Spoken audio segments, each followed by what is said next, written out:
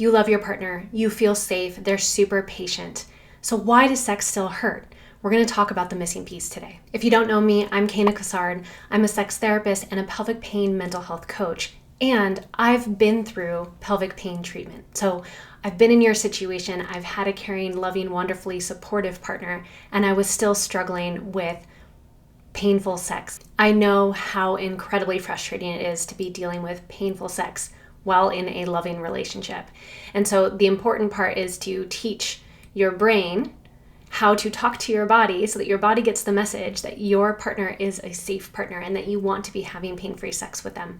Because I know you know it and I know you want it, but your body is probably like, ooh, I'm not so sure. So we're going to try to teach the body how to get that message and get on board. You're not alone in this struggle. So many of my clients have said, I want to want sex with them, but for some reason, my body just kind of freezes up, or I feel like I pull away from them when they're coming in. And maybe it's not like an actual like pull away from their partner, but inside there tends to be this like, oh no, just like this small like tension, or just maybe big tension, or sometimes even disgust. And it's not about the partner. It's about how your brain has wired any kind of intimate interaction with your partner or any kind of arousal with a potential partner with pain. And so that's the key part, is trying to figure out how to, like I said, get the body brought up to the message that the brain knows. When I was going through this myself, when I was bracing, even though I wanted to have sex with my partner and I knew that they were safe and all the PT and all the dilators, like everything had worked everywhere else, but when it came to intimacy, my body was still bracing, still pulling away. And that's when I realized that emotional safety doesn't equal nervous system safety unless you've gone through the process of teaching the body what the brain seems to already know. Unless you've learned how to teach your body to go from emotional safety and what it experiences there into intimate safety, then you're going to stay stuck in the pattern of having pain during intercourse, even with a supportive partner. So the reason that your body still says no when your brain wants to say yes is because of past pain, shame around sex, negative sexual messages, disappointment, guilt, fights you've had in the past. All of those things have been wired and connected to intimacy. So if your partner leans in for a kiss, your brain's not like, ooh, yay, or your body's not like, ooh, yay, I'm excited. Your body is like, maybe I want this? I'm not sure. Yeah, but all of those things that have happened in the past and all of these other things that maybe aren't even conscious to you are starting to like flood the nervous system, and the brain is like, woo, nervous system alert is going off, pain, danger, run away. And it might not be that dramatic, but if you do notice that your body tends to pull away or isn't so sure, or maybe I want to have sex, but not tonight, I'll figure out something else to do. So it can be subtle in those ways, and that is an indicator that your body is not brought into the conversation around you wanting to have sex with your partner. It's very confusing, very frustrating. So it's even more confusing when like your body can do it just fine, can use the dilators, can do PT, maybe even trying masturbation or using a dildo or something. That might be able to be possible, but when your partner gets involved and suddenly you're not as in control of the situation, you don't know what to expect, you know that suddenly somebody is going to like maybe be disappointed if it doesn't work out, and you have to deal with the relational aspect of it. Your body is not going to be doing the same things as it does when it's on its own, doing its own thing. And that's not failure, that's just patterning. And when things like this happen, it can actually exacerbate the shame spiral.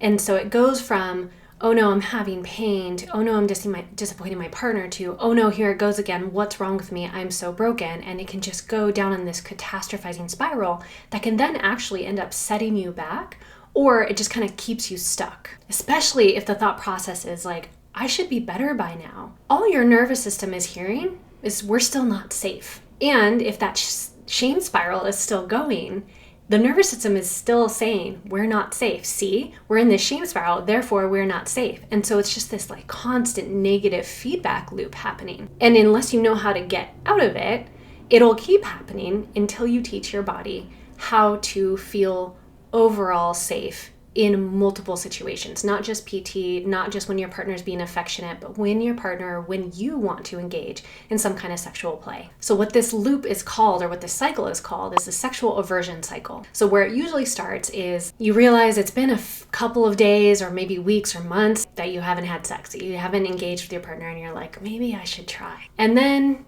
maybe you attempt. Maybe it goes okay for a bit, but then at some point it doesn't go okay.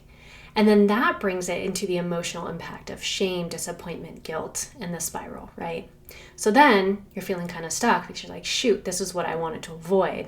But I don't want to experience this again, so I'm just going to stay here. And you get into a state of defeat of like, well, I tried all the things that I did before, and nothing changed. And now I've created more of a mess of the relationship, of my body. I'm sliding back, I'm spiraling, like all of this ends up just totally defeating the nervous system. And then you stay there in the sexual aversion and the avoidance until suddenly you come back around to, gosh, it's been a while. I should probably do this again. Staying in that sexual aversion cycle just creates a continuous pattern of teaching your nervous system that engaging in intimacy is not safe. And we really need to change that up and throw a wrench in that cycle. Now, a common thing that people do is they tolerate sexual experiences.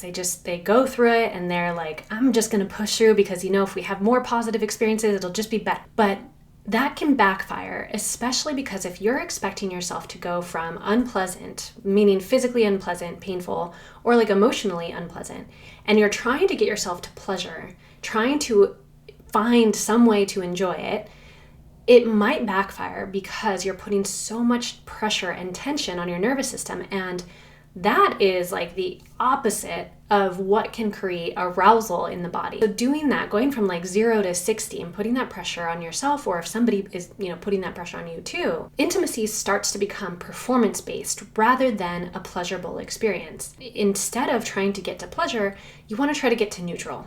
Just trying to find a way in which sex doesn't suck. And I realize that this sounds pretty counterintuitive, but it is a game changer for my clients. This is why typical intimacy exercises don't usually work for clients, because just lighting a candle or going on date night is like really just setting the system up for a sense of failure, because it's not teaching the body that it has that sense of safety in the neutral space.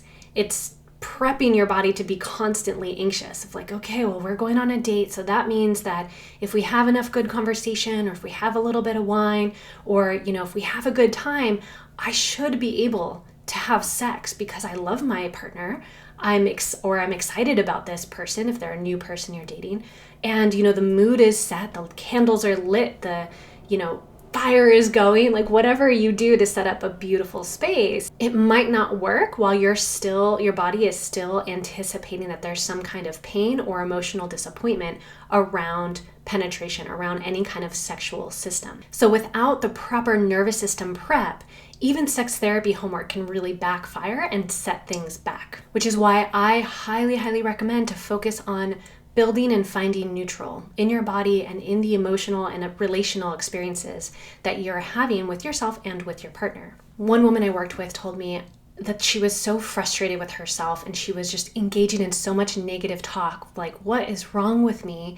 Because her partner was great and patient and so wonderful. When she learned to put neutrality first and prioritize that, not pressure herself to engage in pleasure or to experience pleasure, that's when the guilt shifted. That's when it started to lift and she was able to engage for connection and just experience rather than a sense of performance and pressure. This is why in my framework, I teach clients to rewire their body through gradual exposure and body-first tools. Doing this helps focus on the sense of curiosity over performance. And that just builds like real safety in intimate situations, not just in clinical situations. By the way, if this is resonating for you, I actually created this mini course. It's called Break Free from Pelvic Pain, and it's a 5-day journey where I walk you through the top 5 exercises and techniques that I do with every single one of my clients to help them start to learn and understand how the brain and body is connected and then how to rewire it.